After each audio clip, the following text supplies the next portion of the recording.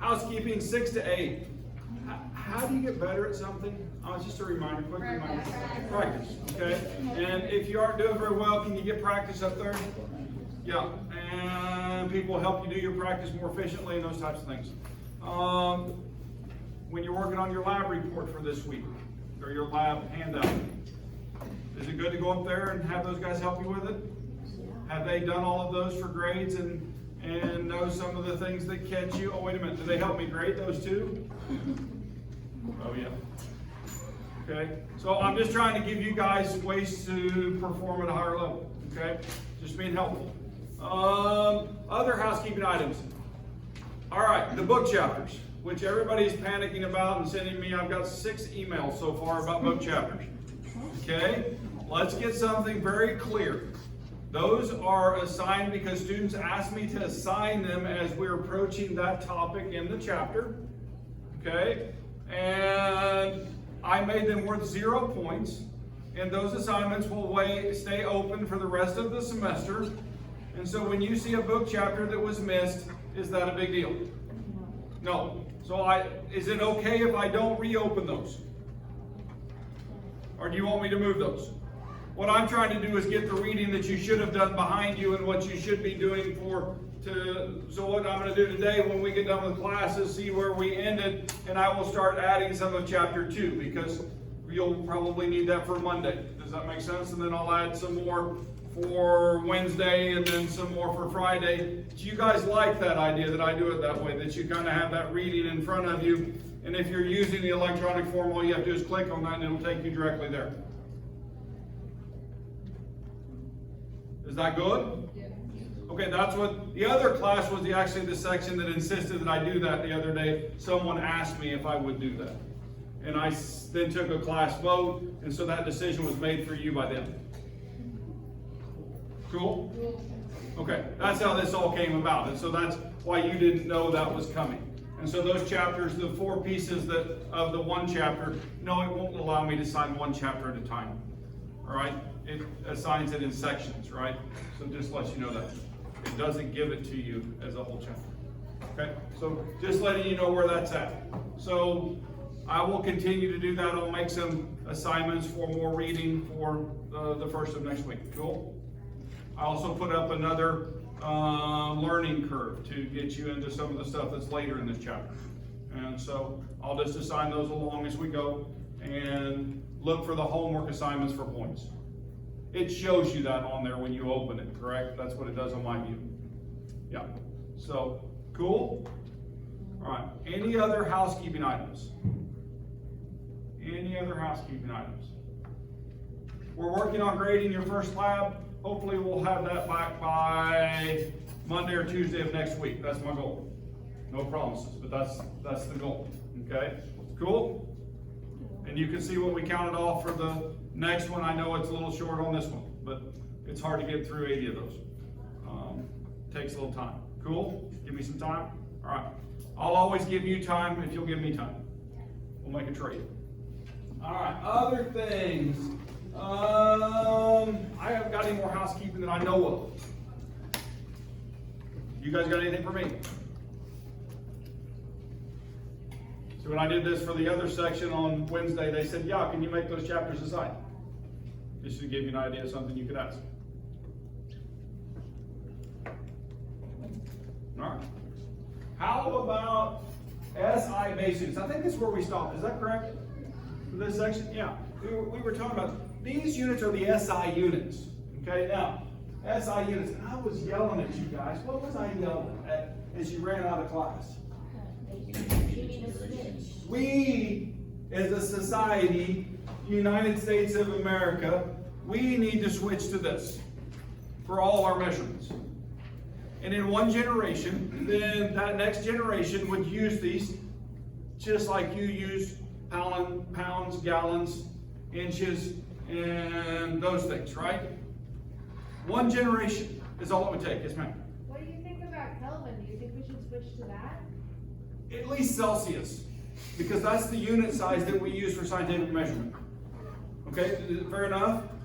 Okay. In fact, most countries use Celsius in their daily use. but the scales are the same size, so you don't have to do a 5/9 or 9/5 conversion, plus or minus 32 to go between Fahrenheit and Celsius. Like when you travel to Europe, right? For me to know my temperature when I'm over there, now I'm pretty good too, I'm a scientist, so I see these temperatures. I know room temperature is about 20 degrees, right? We want somewhere between 20 and 22, something like that. All right, so I know that number, but I do math when I'm getting ready and I'm looking at what the weather forecast is in Europe? Yeah, you have to, okay? I multiply times 2 and add 30. Gives you a rough estimate, right?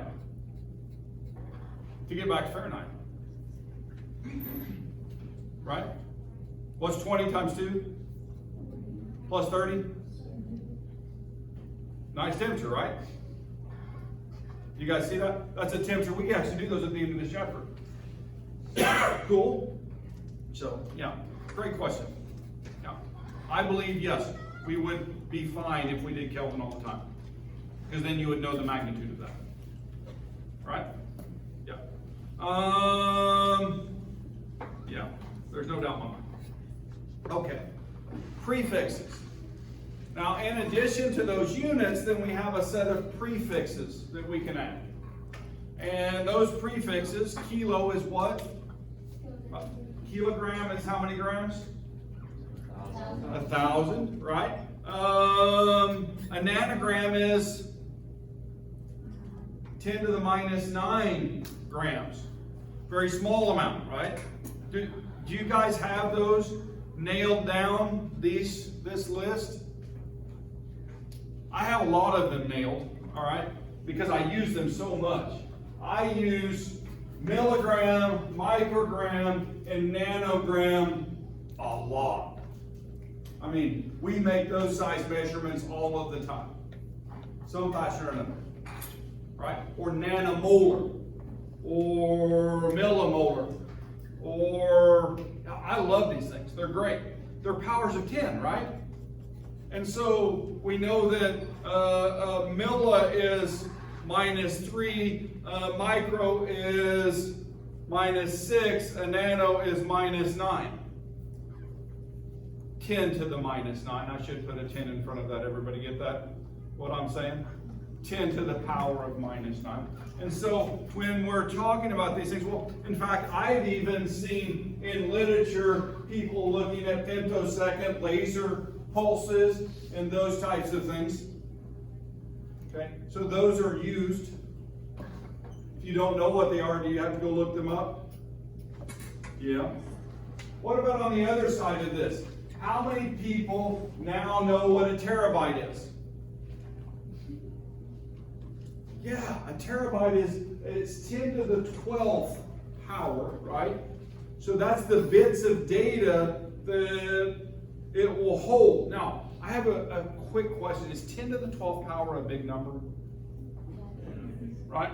Now, you guys realize that when I started computing, all right, with my first computer, that word kilobyte was the one that was most commonly used. We could add and subtract, multiply, and divide.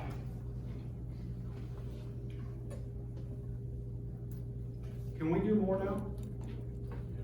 Yeah, to go from there to megabytes, right? And then I remember my first 1 gigabyte hard drive. I was like the first person to get one. That lasted like 3 years, and then they came out with the terabytes, right? But maybe 5. You realize how fast that is changing right there, right? Do you guys know that I still have a functioning first computer? I saved it. Why? I don't know. Maybe someday my kids will play Pong on it. I have no idea. No, they're adults now. They aren't interested at all. They want something that goes faster and holds more information, and they can manipulate pictures and videos just like that. I remember when I first tried to do my first video about 5 years ago, and everything took forever, right? So changing and understanding that is very important. Which is larger, 1 milligram or 1 megagram? 1 megagram, right? Is it significantly larger? Right? Enormously larger. All right? One is 0.001 gram, the other would be 1 million grams. Think about it from that way. So we do powers of 10. Everybody knows to adjust those. You just move your decimal over whichever direction that power says to in terms of powers of 10. It's wonderful, isn't it? Even I can do it. Well, I'm saying so. All right. 1 megabyte is much larger than 1, or megagram is much bigger than 1 milligram. All right. Length, guys, remember, is 1-dimensional. Area is 2-dimensional. Right? True? When do I go to 3-dimensional? Volume becomes 3-dimensional. Now, what does that really mean? If I want to measure the area of something, then I would measure each of the sides, right? And I could get a square foot of carpet. But wouldn't it be much nicer if I got a square meter of carpet? Because then we would be using the SI, never mind. Yeah, you got that one. Right? So the area of this triangle is 3 times 3, which is 9 centimeters, and that's showing 9 square centimeters inside of that box, isn't it? It's kind of cool, isn't it? So 3 centimeters times 3 centimeters is 9 centimeters squared. And if I were doing the cubes, then I would do the face, right? The height, right? And the depth. Cool? You guys with me? And so I would measure that. And so if I had something that was 2 by 2 by 2, then that would be a total of 8 meters cubed. Or if I took that into pieces, I would have 8 cubes that size. It's kind of interesting to think about it that way, isn't it? It's a nice perspective in my mind. It kind of helps you to see it, and for math reasons too. So anyway, now these are derived units from our SI units, right? And so I have a question about just looking at the units without seeing the other half of that, and I see meters cubed. What do I automatically think? It's a volume, isn't it? Because it's cubed. So I have a cubic value, it's a volume. Now, if I have a square, I have an area, don't I? That's really what it is. I also, from physics, when I see seconds squared, all of a sudden I'm thinking about acceleration. Right? Because then you have the change in velocity times the change in time. And so you start thinking about those types of things. All right? Now, I'm going to tell you this right now. How many people are freshmen in here? How many people plan on taking physics? Okay? So a few of you plan on taking physics. I'm going to tell you that if you don't know a Newton's units, the derived units, then you're making a mistake. All right? Everything in math should be dimensional analysis. All right? And if I have 1 inch and I want to convert that to centimeters, what would I do to do that? What's the length of 1 inch in centimeters? Is it 2.54, isn't it? 2.54, so times 2.54 centimeters per inch. You guys with me? And so when I set this problem up and I cancel that, then I'm led with centimeters. And I set up every problem like that. Now, when I get into physics questions, you notice that these units are quite complex. And if I set up my problems and show those units, and I need meters per second, and I have terms kilograms and seconds in terms of those relationships, then I can cancel those out. And what it does is it makes sure that I don't set this up upside down. Okay, because when we're doing this, I'm going to go backwards. 2.54 centimeters equals 1 inch. Would you guys agree with that statement? That's a true statement, isn't it? And so then if I want to do a conversion, I have two choices. I can divide 2.54 by 1, or I can divide 1 by 2.54 depending on which way I need to cancel. And so when I do that, if I divide 2.54 centimeters on both sides, like that, then this term now equals 1, right? Do you guys agree with that statement? And so that means that 1 equals 1 inch over 2.54, and I can plug that into any expression, the number 1, to do a unit conversion. Yeah, we're going to get there, all right? I'm just talking about that right now as a preview, okay? These derived units, like seconds minus 1 and so on. The first thing you have to do is be able to identify the units, and the second thing is then you're going to have to convert them. So right now we're learning to identify. Cool? All right. Quickly through this. Here's some English conversions like I put on the board. And you notice they're written like I write them. And I love that because I can then convert from meters to inches or inches to meter. I can convert from kilograms to pounds or pounds to kilogram. I can convert from liters to quarts and quarts to liters. Now, do I have all of those memorized? I have a number of them memorized because I use some of them very often, right? Like 2.54 centimeters per inch, right? So there's a number of those I know. Is there times that I don't know them? What do I do? What is a modern person, not a person who has a kilobyte or megabyte computer, what is one who has a gigabyte, terabyte phone? I go on and I pick it up and I said, hey Siri, what's the conversion from inches to centimeter? And what does she do? She tells you. Isn't that wonderful? You know, you used to have to get a book out to do that. And then you could do a web search and you could get to them a little bit quicker, right? Oh, and now I can just ask my phone, where's it going to go next? Brain implants, and it's just automatically filed. Ooh, wouldn't that be cool? You just plug in your chemistry card.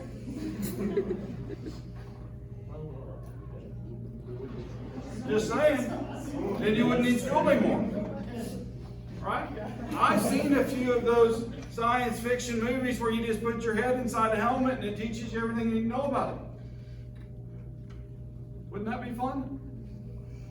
Then all of a sudden you could be an expert potter or a English teacher or a writer. Just sit down and bang, you're it. I think I'd pick physician. They make more. Don't seem to be affected by changes in the economy or anything like that. People are always sick, right? Don't know. I kind of like what I do though. Would I want to ruin that? Probably not. Determine which of the following values are given in SI base units. The first one, SI? No, it's the nasty American system. I said the English system, but we just kept it. They got rid of most of it. 2.04 kilograms times meters divided by seconds squared. That's a derived unit, isn't it? What about the next one? K. Base unit, base SI unit, Kelvin. What about 8.25 inverted seconds? That's a derived unit, okay? The base unit for that would be seconds, right? Yep. All right, so cool, you guys can identify those. All right, this is the review. Standard units of measurement in chemistry are the SI system, okay? SI system, or International System of Units. There are 7 SI base units, right? Meter, kilogram, second, Kelvin, and mole. All right. How many are there? There's a mole of them. You guys ready for the mole song yet? Are you sure? I wrote this board one day. Avocados, avocados, how many will there be? 6.022 times 10 to the 23. That's a mole. All right, so there you have that SI unit down. All right, prefixes can be added to a unit to describe a very large or very small measurement. and we use those power 10 prefixes. What would be an example of a prefix, power of 10? Mega? Milli? Yeah, that's what we're talking about. The SI-derived units are products of powers of 1 or more base units. SI-derived units include units of area, volume, speed, and acceleration. And then English metric conversions are presented in the book to give you an idea. English units are rarely used in a chemistry laboratory. Okay? There's a case in our textbook which talks about missing the Mars atmosphere with a probe because one unit used, I believe it wasn't foot-pounds. I can't remember which unit they used from an older system, and the other used SI units, and $125 million project crashed into Mars. That's crazy, isn't it? Right? Because of that. So wouldn't it be nice if we used one set of units? Yeah. All right. Measurements make identifications of substance more precise and enable more scientific generalities to be made. And so we do qualitative descriptions to refer to the identity of a substance, but we do quantitative to tell you how much is there. Okay? I am a quantitative chemist. Analytical chemists are generally quantitative, although I do quality a lot too, in terms of percent relationships of how much is present. And so that's sometimes considered qualitative in that relationship. So anyway, qualitative and quantitative. Both of those are around, we use them a lot. Now, these are two words that are sometimes confused, not often anymore because this is taught all the way from high school on up. I saw this same piece in the high school chemistry lecture that one of my kids was doing. I don't remember which one at this point. But accuracy is the closest of the average of a set of measurements to the true value. Okay? So if you guys picture a target, and if I were accurate, then I would put everything into the bullseye. Would you guys agree with that? Can I be accurate without precision? Can I be precise without being accurate? Yes. Okay? Now, I'm going to ask a quick question. If you can be precise and inaccurate, but you know your inaccuracy, can you do a correction for that? Yes. And that's actually what a scientist, one of the things that we do. We be as accurate as possible, but sometimes we miss and then we use correction to get back to the true number. In fact, almost every instrument, modern instrument in the world, has a 0 button on it. So that we can 0 to move where we're being accurate to a new place. Because there's always dark signal, those types of other things. This is showing those examples. Here's our dart board. And everybody pick up your dart. Let's throw it. Okay? You ready? All right, we're at the B. And why is my laser not going on? My battery is. There we go. Okay. So everybody, look how good we are. So is this accurate? Is it precise? Absolutely. Okay, so that's what we got. Let's throw again. Everybody? All right, bang, bang, bang, bang, right there. Wait a minute. Are we accurate? No, but are we precise? Yes. We are. We're close together. What about over here? You ready? That's Dr. Garrison's spread when he plays darts. Anybody else on that side? Yeah, that's inaccurate and non-precise. Now, mine every once in a while just fall right off. They end up down here too. Yeah, just saying. Okay, so we have that idea down, accuracy and precision. And so this says, suppose a bathroom scale registers 2 pounds with no load. An object is weighed repeatedly on the bathroom scale, and each result in a reading is 117 pounds. So it's reading, starting 2 pounds off, it's reading 117. Are the measurements precise? Every time it reads 117? Yes. Is the measurement accurate?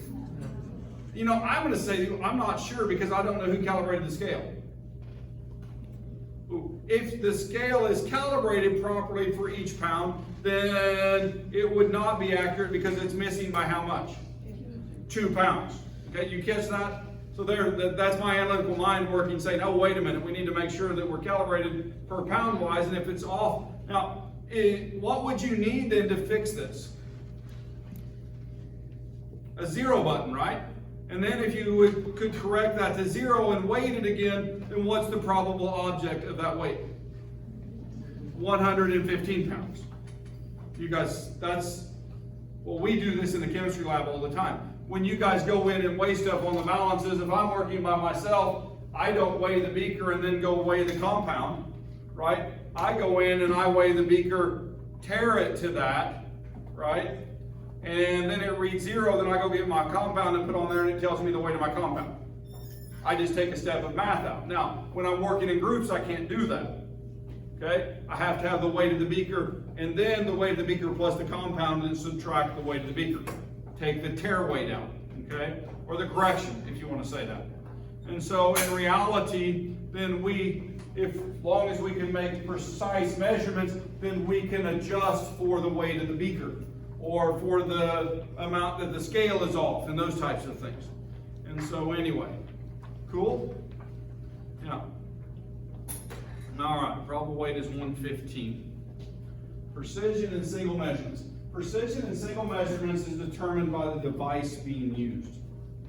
Okay, now, there's an interesting thing that happens when we are measuring, and I'm going to show you some examples. It's the best way to see this, all right? Different tools yield different levels of precision, and then when we're making a measurement, always estimate to 1 digit beyond the smallest scale division, okay? Now, that doesn't make as much sense in words as it does to see it, okay? So this is something that you guys need to learn to practice. All right, so if I'm looking up here, this is measurement of different precision. And so if I'm following, let's do the bottom one first. This is in centimeters, right? So 1, 2, 3, 4. I've never seen a centimeter that big, but it's magnified, okay? Never mind. That was a distraction. I shouldn't have done it, but I couldn't help myself. So we're up to 4. Now I have a question. If this is what we're measuring and we bring a straight line all the way down, you guys with me? Is this more than 4 and less than 5? So we know for sure that first digit is 4. You guys with me?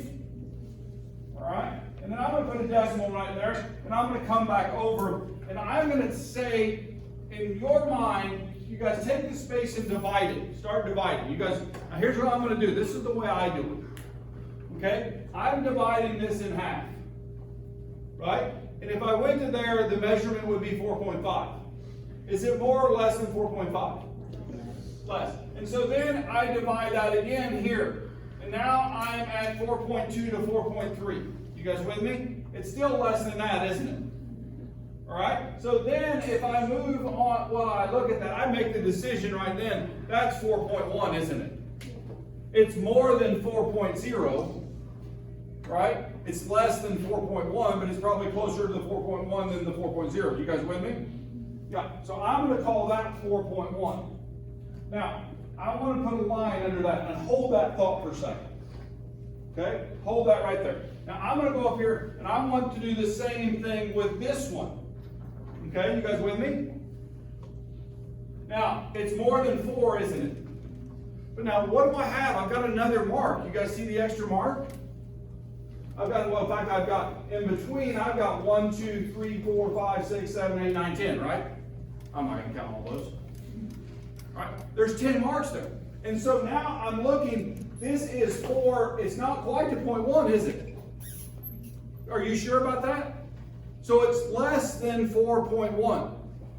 You guys agree?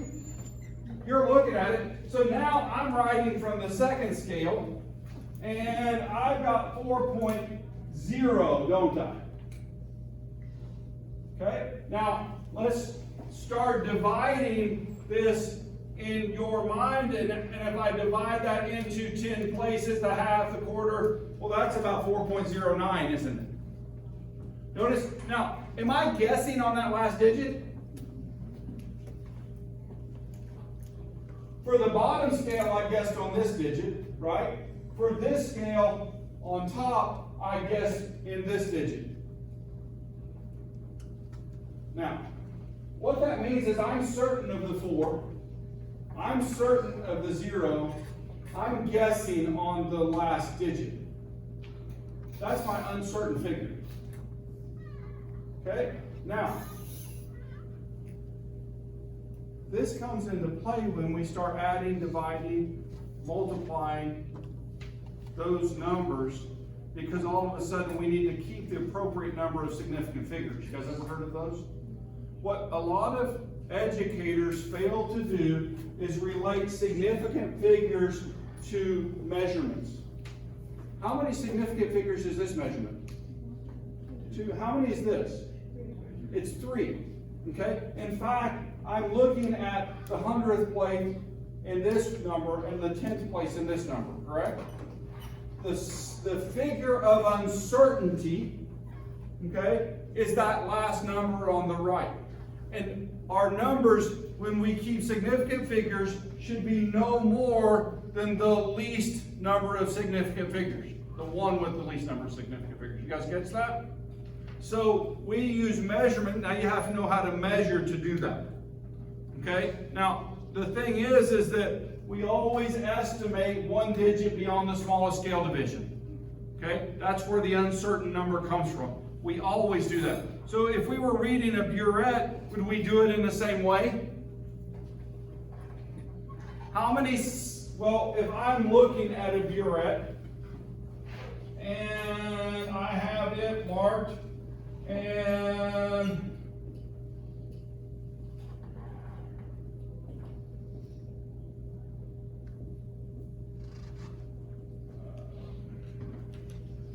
let's say 26, 27. Oops, I want to do 1, 8. All right, so I still didn't write that right. I know what I want to do, my brain just won't let me. All right, so let's look at this. I'm going to put a meniscus on here. This is something you guys have done now, right? You've read one. And so I want to make sure that we're seeing this the same way. All right, that's an ugly meniscus. I'm trying to get that symmetrical.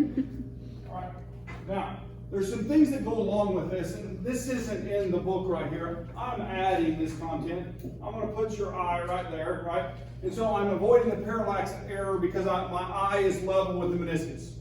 You guys with me? And so I'm looking at that. I'm level with the meniscus. Where am I measuring to?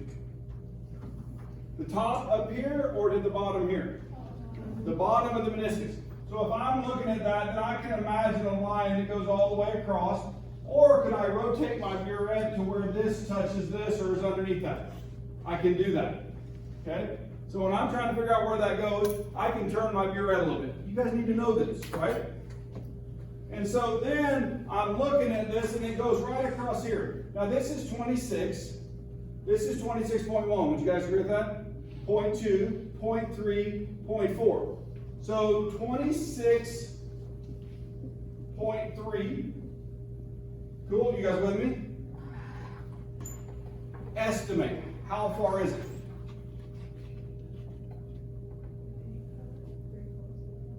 Three-fourths of the way, so 0.7. 0.07, I should say. All right, now, so when I'm recording a reading from a burette, I've noticed in your labs not everybody was doing this. Then you should have the last digit, the one, now which one's uncertain? The very last one, but you should have, in the over 10, you should have 4 significant figures. Under 10, you would have how many? 3 significant figures, but always in that 100th place. Now, what if it's 0? What if it sets right on a line? Let's measure this. Let's say this is the meniscus. I can't draw it. You guys notice I don't draw very well. Okay, now it's setting right on the line. How would I record that measurement?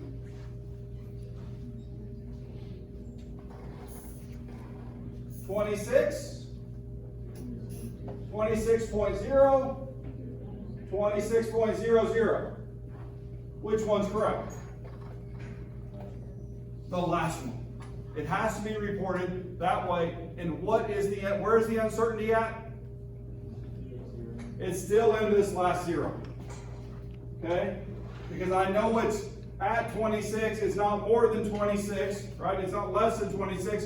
It sets right on that line. So that line is 26.0, and it's not slightly above or slightly below, so it's 26.00. Cool? All right. I really want you, how about this one? You guys do the one on the board. Tell me how long the length of this screw is. You guys do it.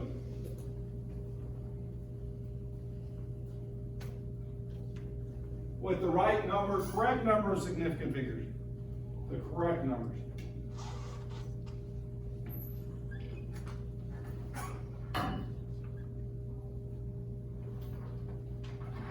Yes. 1.75. You guys agree? 1.75. So if I'm reading this, that's 1.5, right? 1.5, 0.6, 0.7, and to get rid of the parallax there, I'm putting my head level with it, right? And there's no shadow there really, but yeah, I believe that's about halfway. I agree with that statement. So when it's halfway, then I would put that 0.5 on there. Cool? 1.75 centimeters. Got it. You guys don't seem as identified. All right. Scientists report precision with their methods every time. That last digit is telling me the precision in those measurements. Those tolerances tell me the precision of my measurements. Okay? Do they tell me anything about the accuracy? No, they just tell me the precision at that point. Now, if the method is done correctly and it's set up to be precise with high precision, then accurate and precision can work together. So, but not always the case. All right. All non-zero numbers in a properly reported measurement are significant. Are these significant? Yes, those are significant. Okay? These two numbers are part of that. How many total significant figures are here? 4. I'm going to write a different number. This is not connected to that number. Okay, I'm going to write another number that's not connected to that one.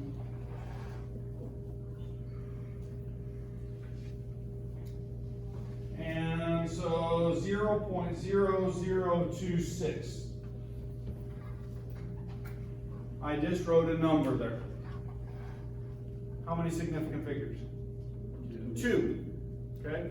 What are the other 2? They're insignificant, they're placeholders, aren't they? They have no value. Okay? They just tell me, can I rewrite this number in scientific notation? I can. And when I do, it's 2.6 times 10 to the 1, 2 minus 3.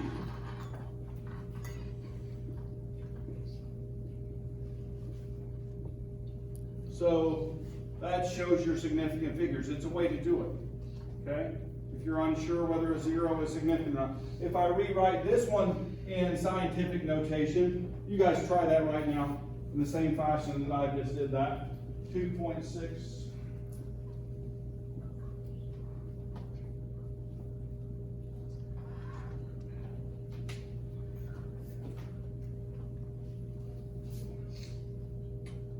Yeah.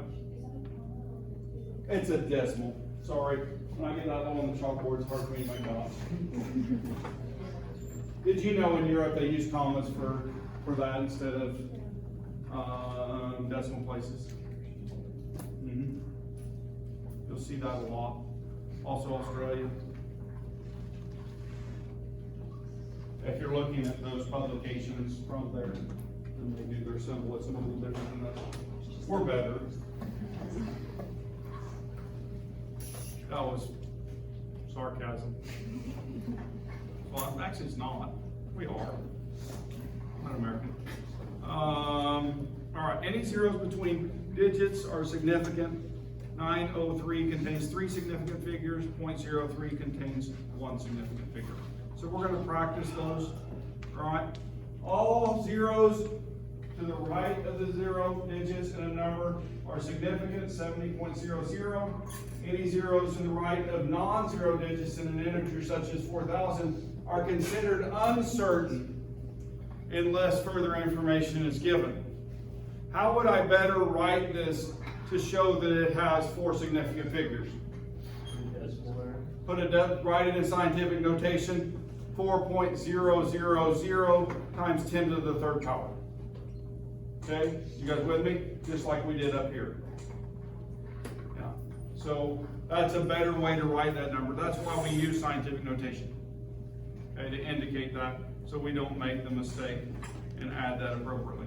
All right, underline the significant digits in each of the following measurements. You guys got A? How many significant figures? I'll ask that out loud. You guys say it back to me. 2. How about the second one? 4. Okay. How about the third one? 5. How about the fourth one? 1, unless we further define, and we just talked about how to do that. Cool? Significant figures, identifying them. All right. So there's the answers.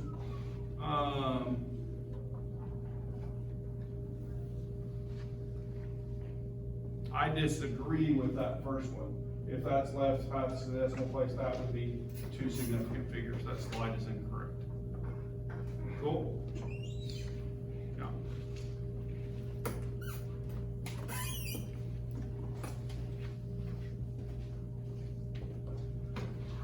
Not anymore.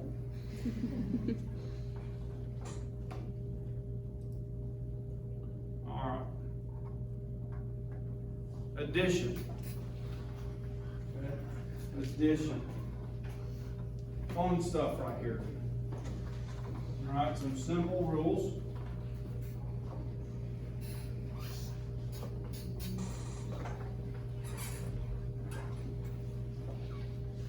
Now, I'm going to tell you a preview of something you don't know about yet, but there's some math in chemistry because of the way the problem's set up, because the amounts of something are so small that when you do significant figures appropriately, then you don't have to do the quadratic formula anymore.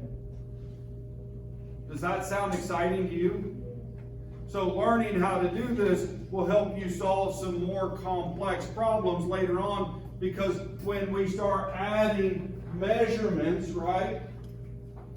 6.2 plus 9.203, there's some rules. You guys agree with that? And so now I'm going to ask right now in this measurement, this is centimeters, right? Where does the uncertainty lie in this number? 2. So we're uncertain here. So no matter how many we have past that, this 0 and 3, in this, after this math problem happens, well, they're really uncertain. You guys with me? And so I get to cut this off right there. Now what I should do is make sure I go ahead and add appropriately, round appropriately, and then truncate the number. Okay? So, but when I add this down, then I get 304 and 15.403. Rounding this would leave me with 15.4 centimeters. That's still my uncertain digit. That power of placement, the 10th place. Okay? Cool? You guys with me? Yep. Okay, so you keep underlining what the uncertainty on our papers, on our labs, and this underline. I don't, I'm just trying to identify it for you so that you get this mental picture of where that digit of uncertainty is. Okay? Now, I actually have an author that I use in my quant class, and he actually does this with his numbers. He would put a 0 right there like that, showing the next digit this number came from. Does that make sense? And he wants underlined, like I'm doing, the next digit to identify the first place that was no longer needed, so that you could see where it was rounded from. Does that make sense? So however you can do it to help you be able to follow these rules. Okay? Now, I'm going to tell you something. We're going to get to something here that I want you guys to be very aware of. If there's uncertainty in that last digit, right? Then if you round up inappropriately or round down by one inappropriately, does that make your answer wrong? Well, let's go back to here for just a second. Couldn't this be 1.76 or 1.74?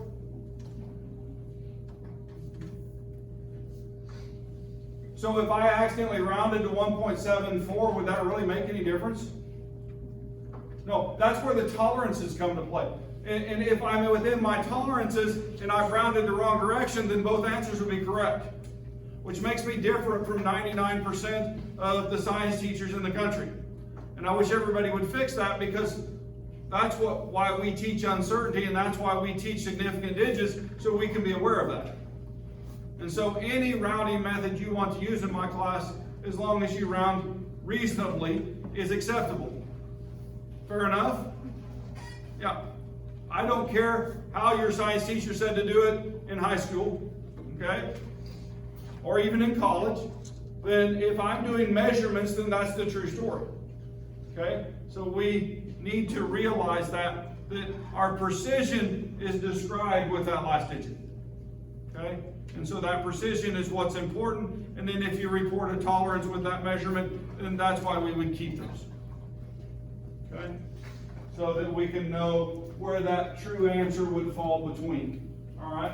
So now we're going to calculate the sum of 10.10 plus 1.332 plus 6.4. And so we would align those. Now, I'm going to tell you right now, see how those are aligned? Don't do it that way. Okay? How will you do it? You align on the decimal place, you put them in a straight line down, and then you can just see that, and you can put a straight line down that calculation to know where to cut it. Cool? You guys with me? All right, everybody good with addition? All right. How about multiplication and division? It's actually easier than addition and subtraction.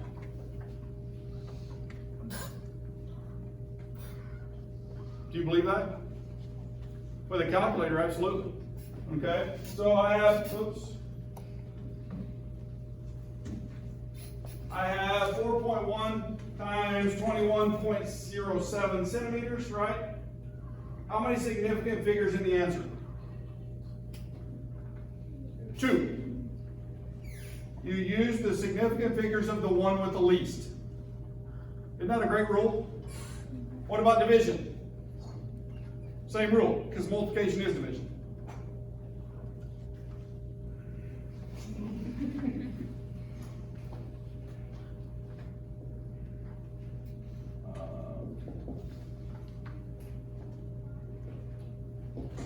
One divided by 2 equals what?